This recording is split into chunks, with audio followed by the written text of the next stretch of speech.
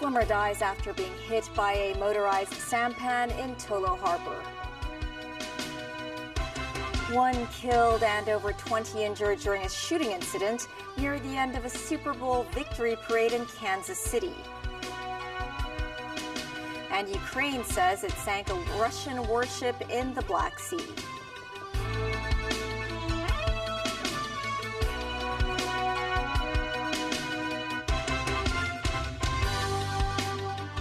Hello and welcome to TVB News. A man died after he was hit by a motorized sampan while swimming in waters near Center Island in Tolo Harbor. The police arrested the driver of the vessel on suspicion of endangering the safety of others at sea. Authorities said the 37-year-old victim was named Joshua Law Chun, who was reported to be a surgeon. Timothy Lee has our top story. Tragedy struck in the waters of northeast Hong Kong earlier today. Sources said the driver of the motorized sampan rescued the swimmer from the sea after the crash. The man was then taken to the Marine Police Base in Ma Liu Shui. Authorities said the incident happened at around 8:30 in the morning when the vessel struck a 37-year-old male swimmer surnamed Law around 180 meters west of Center Island. The man's left leg was ripped off and he became unconscious. He was sent to Prince of Wales Hospital but was later pronounced dead. The 45-year-old sampan driver was arrested on suspicion of endangering the safety of others at sea. The police said Law went into the water at Pak Shek Kok Landing and was hit as he was swimming towards Center Island. The victim was reported to be a surgeon specializing in minimally invasive surgeries and had a habit of swimming around the area where the accident occurred. This afternoon, several people were seen swimming in waters around Wu Kai Sha. Some of them said they have seen people swimming to Center Island and the even more distant Shun Wan in the past, adding many of them carried floats for safety reasons. This man said he felt safer when swimming with floats, adding it is easier for others to see him with it, but suggested others not to swim too far from the shore. Some other swimmers noted they would try to stay away from sea routes traversed by vessels. Timothy Lee, TVB News. In the U.S., 8 children were among 22 people hit by gunfire in a shooting at the end of Wednesday's parade to celebrate the Kansas City Chiefs' Super Bowl win. This as terrified fans ran for cover in yet another high-profile public event that was marred by gun violence. Authorities said 1 person was killed, a mother of 2, identified by a local radio station as one of its disc jockeys. 3 people have been taken into custody. More from NBC News. Tonight, what was meant to be a day of celebration for Kansas City shots fired on the west side instead became a day of fear and panic. We just heard a bunch of, pop, pop, and people started running and scattering. The girl next to me, where my daughter was standing with her husband, was shot in the mouth. Our children witnessed it. She was on the ground, bleeding from her mouth, all over her shoulder. Police say at least 1 person was killed and up to 15 injured after a shooting at a parade celebrating the Chiefs' second straight Super Bowl win. Immediately, officers responded to the area, took 2 people into custody, and also immediately rendered life-sustaining aid to those victims. Just moments earlier, it was an all-out party. Officials had prepared for about 1 million people to pack downtown. Kansas City, let me hear you one time! It was all winding down when suddenly the atmosphere changed. We might have a situation here we're trying to keep an eye on. Our Kansas City station KSHB was broadcasting live. The mood has definitely shifted here as we're seeing everybody jump barriers. As the shots rang out, confusion in the crowd.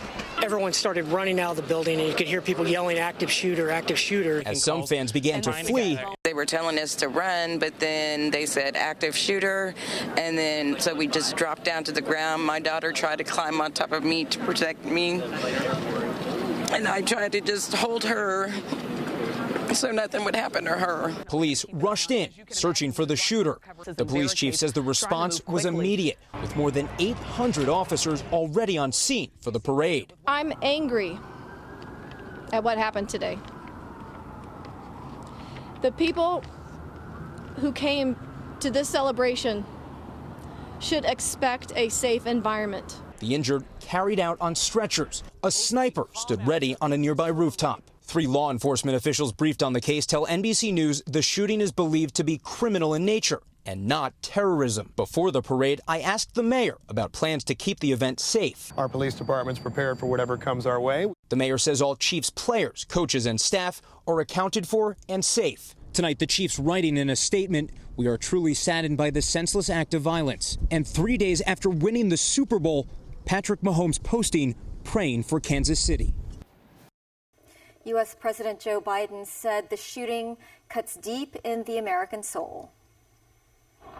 He called on people to press Congress to ban assault weapons, to limit high-capacity gun magazines, and for other gun measures that have been rejected by Republicans.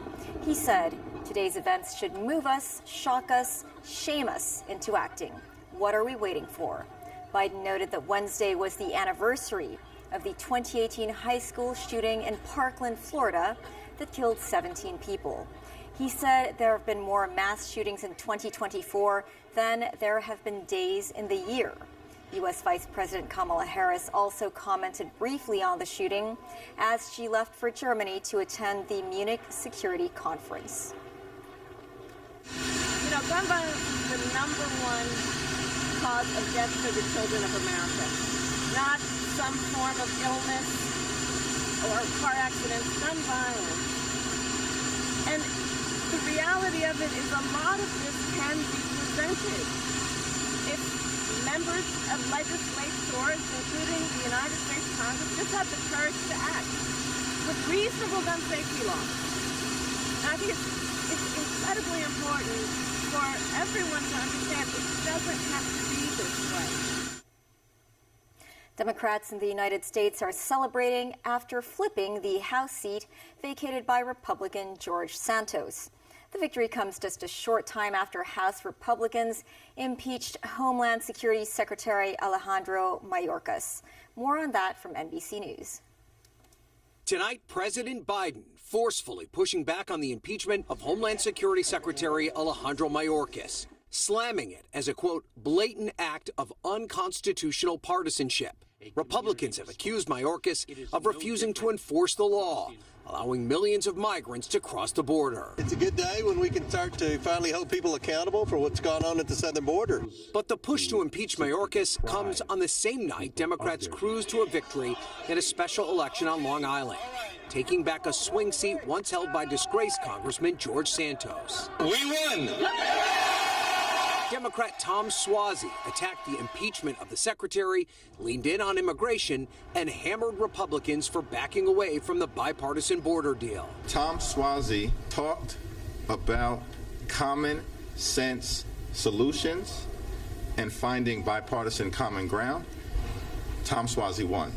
But Republicans shaking off the loss, noting it's a blue district that Suozzi used to represent. That is in no way a bellwether of what's going to happen this fall. The Democratic win shrinking the Republicans' razor-thin majority. They can now only afford to lose 2 GOP members on a party line vote. Vladimir Putin said that Russia would prefer to see President Joe Biden winning a second term, describing him as more experienced than Donald Trump. The Russian president was speaking in an interview with a correspondent of Russian state television. Putin declared that he would work with any U.S. leader who is elected, but noted unequivocally that he would prefer Biden's victory when asked who would be a better choice from the point of view of Russia. Biden, he's more experienced, more predictable, he's a politician of the old formation, Putin said. Putin was asked about Trump's statement on Saturday, in which the Republican presidential candidate said Russia could do whatever it wants to NATO members that fail to pay their share of the body's defense budget. Putin replied that this has long been Trump's policy, and he would leave it to NATO to sort it out for themselves. Still ahead, more Israeli military action in Gaza as Netanyahu vows to stick to a plan to move into Rafah. North Korea says it has tested a new surface-to-sea missile. And the 50th anniversary of the establishment of the ICAC.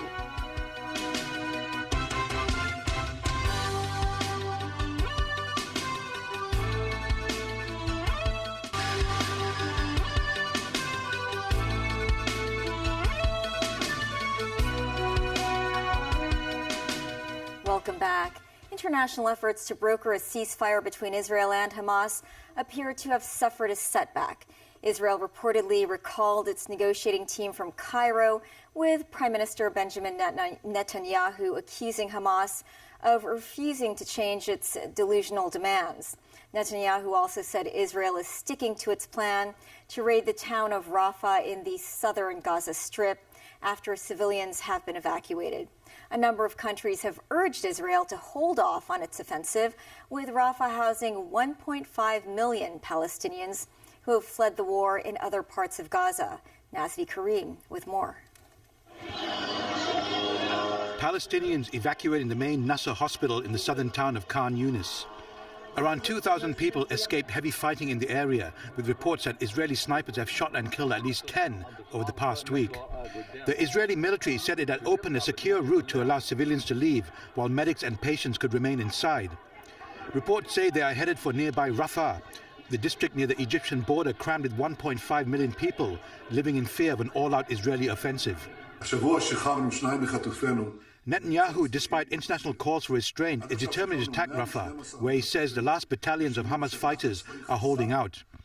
Mediation efforts appear to have stalled, with Netanyahu recalling his negotiation team from Cairo, where officials from the US, Egypt and Qatar are trying to secure a deal for a ceasefire and the release of around 130 hostages held by Hamas. Netanyahu said Hamas has yet to put forward a new proposal and has rejected their demands for Israel to withdraw from Gaza and release jailed Palestinian prisoners, including Hamas fighters. In Rafah, a delegation from the World Health Organization visited the Abu Yusuf al-Najjar hospital, built to house 65 patients, but currently looking after about 300. But this degradation of the health system is really striking, and the only way forward is peace. The only way forward is a ceasefire, and we hope and pray it comes as soon as humanly possible. Meanwhile, Turkish President Recep Tayyip Erdogan and Turkish leader Abdel Fattah al-Sisi met in Cairo and called for a halt to Israel's Rafah offensive. Erdogan's visit comes as ties between Ankara and Cairo are back on track after years of tensions and frosty relations. Nazvi Karim, TVB News. Back at home, the Consumer Council saw a 9-fold increase in the number of complaints against food delivery platforms last year. Today, the watchdog said it had placed orders with 6 major platforms and found that some 60% of the orders failed to arrive at the estimated time. Mimo Singhai reports. Nowadays, ordering food through a delivery platform has become a habit for many people. Consumer Council staff conducted 56 trial orders via 6 food delivery platforms in December last year. The 6 platforms are Deliveroo, Foodpanda, Keeta, KFC, McDelivery, and Pizza Hut, representing 3 aggregate and 3 in-house platforms. The trial showed that Foodpanda was the slowest delivery platform, with the longest delay time of 19 minutes. Deliveroo was the second slowest aggregate platform. The longest estimated delivery time was 78 minutes, and the longest delay time for an order was 10 minutes.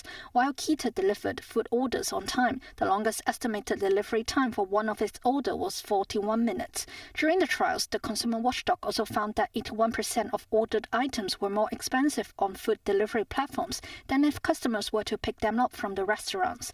A fish fillet burger cost $13 under customer pickup. However, the price became $24 when ordered on McDelivery, a price difference of 84.6%.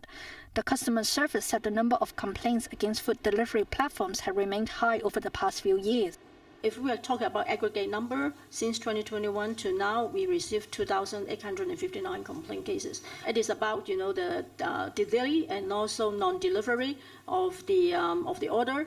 It constitutes 46% of the complaints, followed by price and fee dispute, the charge dispute, and then it constitutes 21%. So it's mainly surrounding the issue that we are talking about. Our colleague, will follow with the platforms, advising them, what are the areas, that they can improve. And based on this report, I hope, the platform would also reflect their own operational management. Warns that customers should compare the prices and concessions of different platforms before placing an order.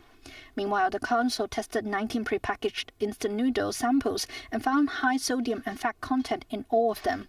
If a person consumes a whole serving of all samples, the sodium intake will exceed the recommended adult limit per meal. Moreover, 17 samples were found to likely contain carcinogenic contaminants, free MCPD and glycidol. A high content of such contaminants were detected in umami pepper noodles, Meadows tom yum flavored instant noodles, and contact lamb vegetarian mushroom flavored noodles. Consumer Council advised residents to reduce their sodium and fat intake when eating instant noodles. For instance, to replace cooking water with fresh hot water. Memos 9, TVB News. 4 people were brought to Eastern Magistrates Courts today. They were suspected of bribing footballers to rig the results of local matches involving 3 football clubs between 2021 and 2023. 3 defendants are former footballers, and 1 is a betting agent. One of the ex-players is Brian Falk, who played as a defender for Hong Kong Football Club and Happy Valley Athletic Association. He was charged with 3 counts of offering an advantage to an agent. In October 2021, Falk, who represented HKFC, was suspected of fixing the results of matches in the 2021-22 season by offering $10,000 as a bribe in every match to a teammate. Falk was suspected of bribing the same teammate and another one in November 2021. Both Falk's teammates rejected his offers. The observatory forecasts the weather will become humid and foggy starting next Monday, with the relative humidity reaching 100%. Temperatures will also drop significantly in the latter half of next week to a low of 14 degrees Celsius. Temperatures around the city gradually rose after the Lunar New Year holidays, with temperatures in most areas rising to 25 degrees or above this afternoon. This as the weather is set to become cooler in the next 1 to 2 days upon the arrival of the northeast monsoon along the South China coast. The observatory noted the SAR will experience the highest humidity next Monday and Tuesday. Today marks the 50th anniversary of the establishment of the Independent Commission Against Corruption, more commonly known as ICAC. ICAC Commissioner Wu Yingming said the anti-graft body has yet to see cryptocurrency becoming a mainstream platform for corruption in the SAR, but did not exclude the possibility of establishing a task force dedicated to it. He believes Article 23 legislation will further bring down corruption in the city. Timothy Lee reports.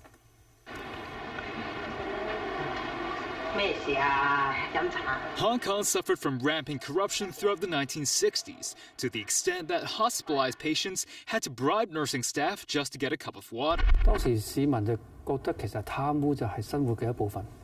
ICAC Commissioner Wu Yingming noted that many residents back then believed corruption was just a part of life and thought bribery was completely legal.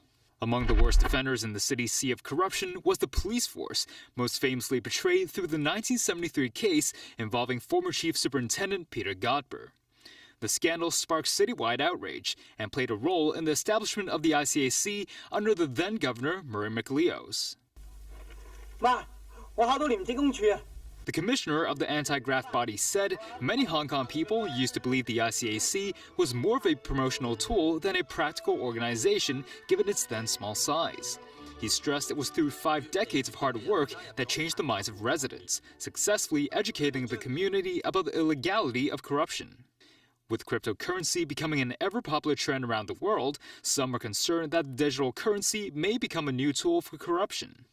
This as the ICAC commissioner reassured residents that current data does not show cryptocurrency, blockchain, or artificial intelligence being mainstream tools for such crimes. But he added he did not exclude the possibility of establishing a task force targeting these platforms. Regarding the upcoming Article 23 legislation, Wu believes its implementation will raise the anti-graft organization's ability to combat corruption. He noted the law will help stabilize the city and bring about order, which is essential to foster an atmosphere for less corruption. Meanwhile, the Hong Kong International Academy Against Corruption will be officially established next Wednesday. Timothy Lee, TVB News. That is the news. Thanks for watching. Bye for now.